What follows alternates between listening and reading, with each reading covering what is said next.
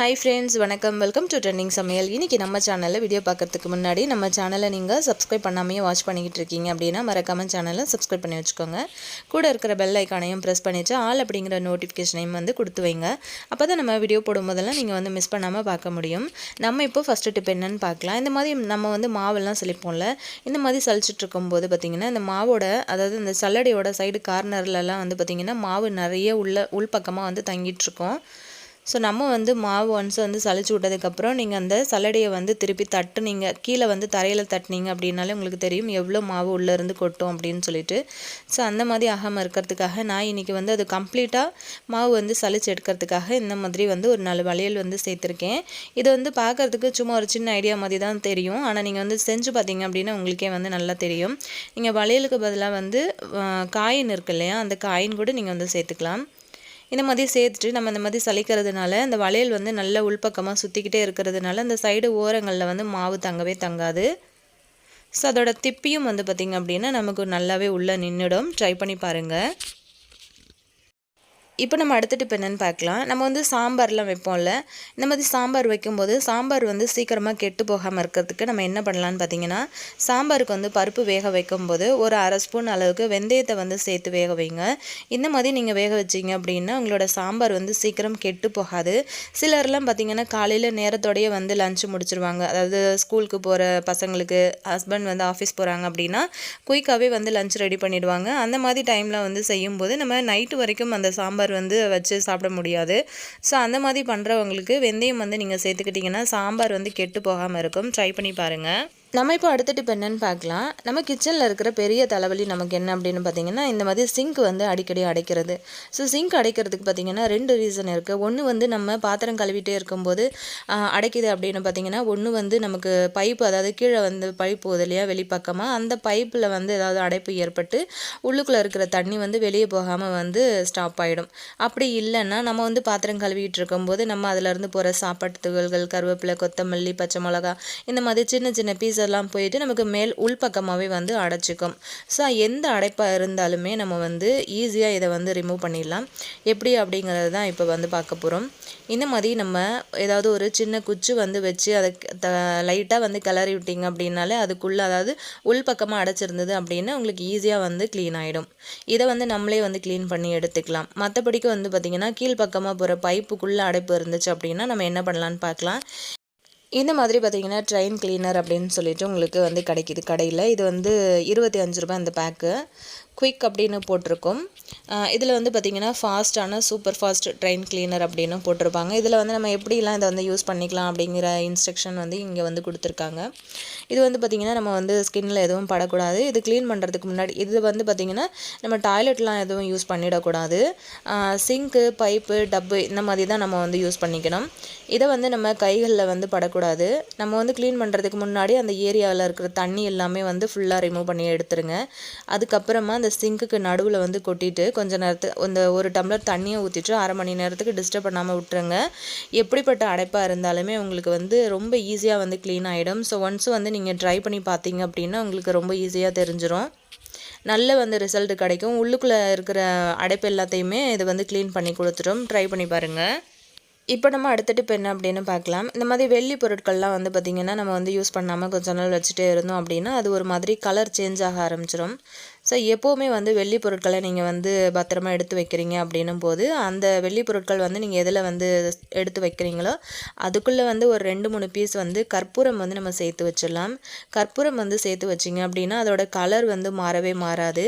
உங்களுக்கு புதுசு போலவே எப்போவுமே இருக்கும். பழைய பொருட்களாக இருந்ததுன்னா நீங்கள் க்ளீன் பண்ணிவிட்டு ஒன்ஸ் இது மாதிரி ட்ரை பண்ணி பாருங்கள். டிஃப்ரெண்ட் நல்லா தெரியும். இப்போ நம்ம அடுத்த டிப் என்ன அப்படின்னு பார்க்கலாம். இந்த மாதிரி ஷால் அப்படி இல்லைன்னா சாரியில் நம்ம இந்த மாதிரி பின் போடுவோம் இல்லையா, இந்த மாதிரி பின் போடும்போது என்னாகும் அப்படின்னா அந்த பின்னோட அடி பக்கத்தில் போயிட்டு நம்மளோட சாரியில் இருக்கிற த்ரெட்டு நல்லாவே உள்ளே மாட்டிக்கும். ஸோ அது நம்மளால் எடுக்கவே முடியாது. ரொம்ப கஷ்டப்படுத்தி நம்ம எடுத்தோம் அப்படின்னாலும் அந்த ட்ரெஸ்ஸே வேஸ்ட்டாக போயிடும். ஸோ அந்த மாதிரி ஆகாமல் இருக்கிறதுக்கு நம்ம என்ன பண்ணலாம் அப்படிங்கிறது தான் இப்போ பார்க்க போகிறோம். இந்த மாதிரி நீங்கள் சாரிக்கு பின் போடும்போது என்ன பண்ணுறீங்க அப்படின்னா இந்த மாதிரி குட்டியாக ஒரு மணி எடுத்துக்கோங்க. இந்த மாதிரி மணி வந்து உங்களோட ட்ரெஸ்ஸுக்கு மேட்சாக கூட நீங்கள் வந்து வாங்கி வச்சுக்கலாம். இந்த மாதிரி வச்சுட்டு நீங்கள் வந்து போட்டிங்க அப்படின்னா உங்களோட சாரியில் வந்து அந்த நூல் போய் மாட்டவே மாட்டாது பின்னில். ஸோ எப்போவுமே நம்மளோட ட்ரெஸ் வந்து நல்லா சேஃபாகவே இருக்கும். இந்த மாதிரி மணி இருக்கிறதுனால அந்த நூல் வந்து உள்ளே மாட்டவே விடாது. ஸோ ரொம்ப ரொம்ப யூஸ்ஃபுல்லான டிப்ஸாக இருக்கும் அப்படின்னு நினைக்கிறேன். உங்களுக்கு வந்து மணி வைக்கிறதுக்கு விருப்பம் இல்லை அப்படின்னா நெயில் பாலிஷ் வந்து அப்ளை பண்ணிங்கனாலும் உங்களுக்கு வந்து நல்லாயிருக்கும். ட்ரை பண்ணி பாருங்கள். இப்போ நம்ம அடுத்த டிப் என்ன அப்படின்னு பார்க்கலாம். நம்ம வீட்டில் இருக்கிற டிவியெல்லாம் வந்து பார்த்திங்க அப்படின்னா இந்த சைடு கார்னர் இருக்குது இல்லையா, இந்த ஃப்ரேம் இருக்குது பாருங்கள், அங்கெல்லாம் வந்து நிறைய டஸ்ட் இருக்கும். அதுக்கு நான் பார்த்திங்கன்னா க்ளீன் பண்ணுறதுக்கு இந்த மாதிரி நம்ம வந்து யூஸ் பண்ணிவிட்டு தூக்கி போடுற மாஸ்க் இருக்குது இல்லையா, அதுதான் வந்து எடுத்திருக்கேன். அதை வச்சு இந்த மாதிரி நம்ம தொடச்சி விட்டுட்டோம் அப்படின்னா, அடிக்கடி இந்த மாதிரி க்ளீன் பண்ணிகிட்டே இருந்தோம் அப்படின்னா டிவி வந்து பார்க்குறதுக்கு எப்போவும் நல்லா க்ளீனாகவே இருக்கும். பாருங்கள் எவ்வளோ அழுக்கு வந்திருக்கு அப்படின்னு சொல்லிட்டு. தூக்கி போடுற மாஸ்க்கை இப்படி கூட நம்ம ட்ரை பண்ணிட்டு தூக்கி போட்டுடலாம்.